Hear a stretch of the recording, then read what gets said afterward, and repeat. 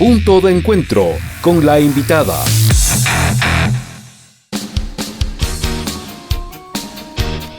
Ya son las 8 de la mañana con 47 minutos. En Punto Noticias recibimos a esta hora a la analista internacional Paola Lozada, y el tema que conversaremos con ella es la crisis en Bolivia. Ha pasado ya más de una semana desde que el expresidente Evo Morales salió del poder, pero sin embargo la situación en Bolivia cada vez, lejos de solucionarse, se complica.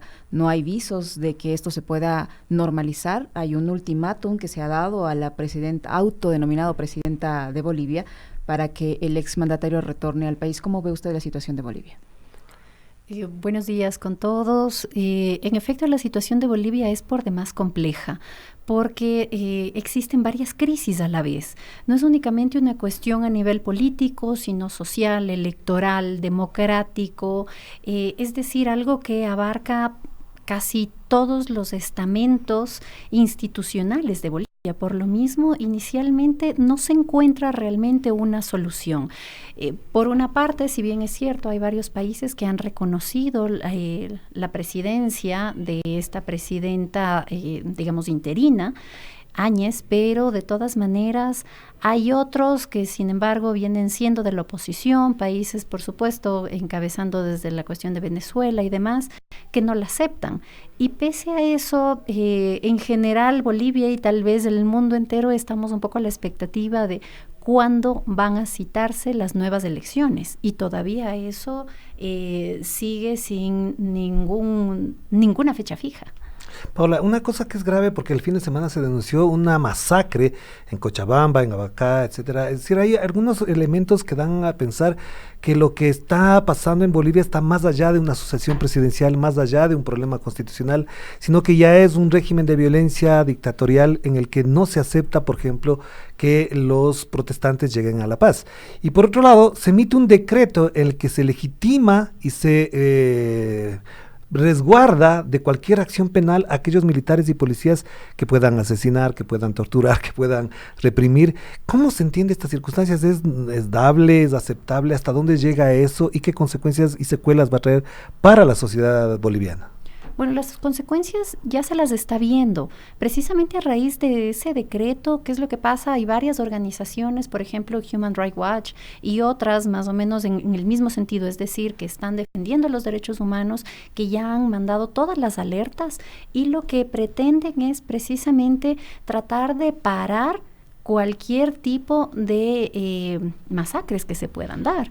Efectivamente, se está dando una represión a todo tipo de movimientos sociales, se está dando una represión a cualquier voz que quiere motivar algo más dentro de un país totalmente dividido. Justamente La Paz, Cochabamba, y por otro lado Santa Cruz, Beni, etcétera, en donde tenemos que son fases y fragmentos por demás antagónicos. Entonces, sí, efectivamente lo que estamos viendo es en este momento no solo una autorización, sino por algo mucho más fuerte, una normalización de la violencia y legalización de la misma. Entonces, sí, eso mucho más adelante va a traer serias consecuencias a nivel internacional dentro de todas las cortes de justicia y todo lo demás, porque estamos hablando de que si ahora ya tenemos un número importante de muertos, por supuesto esto al menos se doblará o triplicará. Claro, pero un elemento clave además, hasta ahora la sucesión presidencial tras la renuncia del presidente Evo Morales y su vicepresidente Álvaro García Linera no ha sido, digamos, legalizada ni confirmada, porque no se reunió el Senado, no conoció la renuncia en la Cámara de Diputados. Entonces, ¿en qué está en un vacío legal, vacío constitucional, y con qué autoridad y legitimidad está gobernando la señora Yanine Áñez? La única legitimidad que le da es básicamente ella misma y la del reconocimiento internacional. Y los militares que están detrás de ella los en las militares, fotos. Siempre. Sí, pero todavía no se ve realmente un pronunciamiento claro de los militares. Es cierto, se los ve presentes, pero hasta ahora no han dicho nada. No se sabe si es que se le está dando justamente ese espacio de tiempo únicamente para convocar a elecciones o qué es lo que pasa.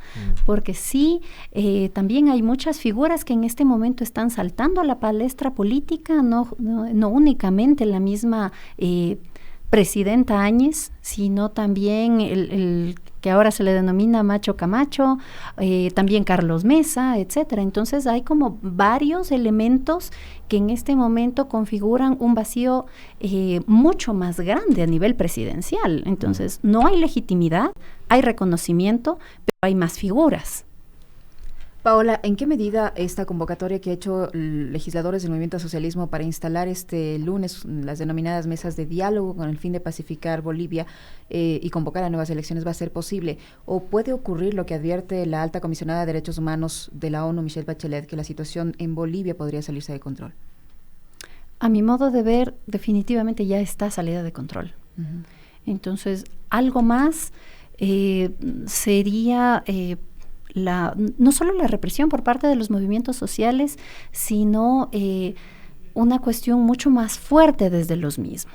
Es decir, hasta ahora la mayor parte de movimientos han estado, digamos, dentro de una dinámica más bien pacífica.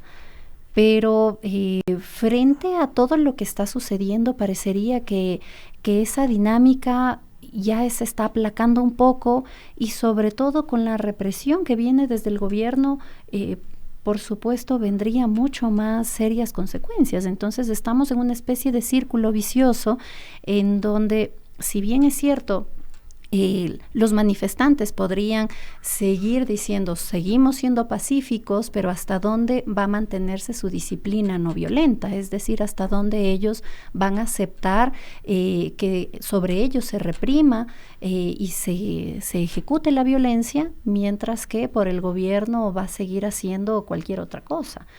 Ahora, algo también interesante al respecto es que no solo desde la presidenta Áñez, en este momento, si es que la podemos llamar así, justamente por todo este contexto, estamos yendo por no solo legitimidad, no solo legalidad, sino por una vía pacífica. Pero Paola, hay una cosa que es clave también importante que cuenta hasta ahora. Esa violencia no solamente es la que se ve en la represión, en los golpes, en los disparos, sino también hay una violencia, para llamarlo en ese modo que se dice actualmente, simbólica, porque el mayor elemento que a cualquier historiador le va a sorprender es que casi que al empezar la tercera década del siglo XXI, el racismo emerge con una fuerza impresionante. Es decir, en Bolivia se revela lo que aquí ya vivió el Ecuador en su momento con el levantamiento popular, pero ya se quema la huipala, se les pinta, se le corta el pelo a una alcaldesa. Es decir, hay unos elementos de violencia racial, xenófoba, que incluso lleva a señalar que no son los bolivianos, son los extranjeros, como se lo dijo acá. Hasta donde este tipo de violencia es mucho más contundente, es mucho más letal en términos históricos, en términos culturales y de identidad para los bolivianos. De hecho, hay un autor que es interesante, estamos hablando de varios tipos de violencia a la vez. ¿Por qué? Porque tenemos violencia física, es decir, violencia directa en todo sentido. Tenemos además violencia estructural en todas las instituciones. ¿Por qué? Porque justamente como el decreto se está legalizando algo. Y por último tenemos un tipo de violencia cultural, en donde está precisamente ese elemento simbólico. No solo huipala versus Biblia, en un momento también policías versus militares, porque no sabíamos a quién respondían. En este momento varios candidatos también encontrados, el mismo pueblo, varias regiones de Bolivia. Por supuesto está la xenofobia, clasismo, es decir, sí, elementos muy semejantes a los que tenemos en Ecuador. Entonces, ¿qué es lo que pasa? Justamente en conformidad a lo que ya se había mencionado, el tipo de violencia cultural es la que se normaliza.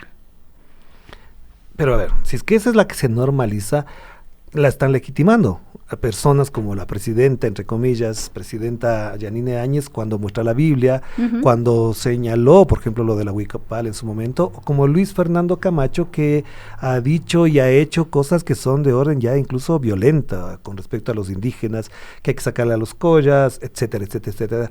Todo eso, ¿qué consecuencias va a traer? Porque a la larga, no solamente que, como se dice vulgarmente, se divide la sociedad, el problema es que la sociedad boliviana es intrínsecamente indígena, es parte de eso. Y le escuchaba a Álvaro García Linera decir, la huipala no es una concesión que hicimos a los indígenas, es parte de la naturaleza identitaria de Bolivia. Entonces, ¿cuáles van a ser las secuelas más allá de lo que ya se denuncia y la prensa hace alarde de eso, de la violencia física? Bueno, las consecuencias inicialmente, a mi modo de ver, sería una Bolivia aún más dividida. Sobre todo podríamos hablar de una falta de gobernabilidad, que eso es lo que en este momento ya campea en todas partes. Y luego parecería que también puede haber incluso visos de intromisión internacional, que es lo que en algún momento también Evo Morales ya lo denunció. Entonces, de hecho, vemos por una parte que Estados Unidos fue uno de los primeros países en aceptar que Yanine Áñez sea la presidenta, la Unión Europea lo mismo, y dentro de eso varios de los países. Entonces, ¿qué quiere decir? Estamos llegando a un punto en donde no solo Bolivia, sino varios países de América Latina están con una lógica más o menos semejante, de la cual no solo que todavía no tenemos claras unas consecuencias, sino más allá de esta cuestión, nuevamente, de falta de gobernabilidad, falta de orden, falta de institucionalidad y sobre todo la inconformidad de la gente. Pero cuando decimos la gente, estamos hablando de toda Bolivia, porque parecería que hay unos bolivianos y hay otros bolivianos. No sé si esa consideración se toma en cuenta a la hora del análisis, para ir cerrando, que ya se nos venció el tiempo. Sí, claro que sí.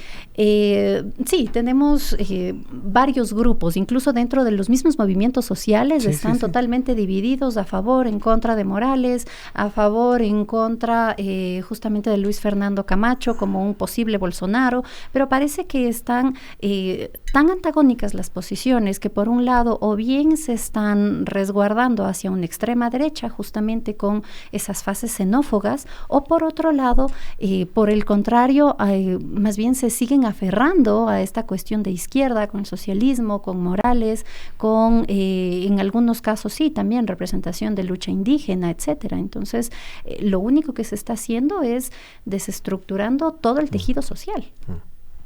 Queremos agradecerle, Paola, por su presencia en nuestros estudios. Paola Lozada, analista internacional, y con esto nos despedimos, amigos. Les agradecemos por su sintonía, que tengan una excelente jornada.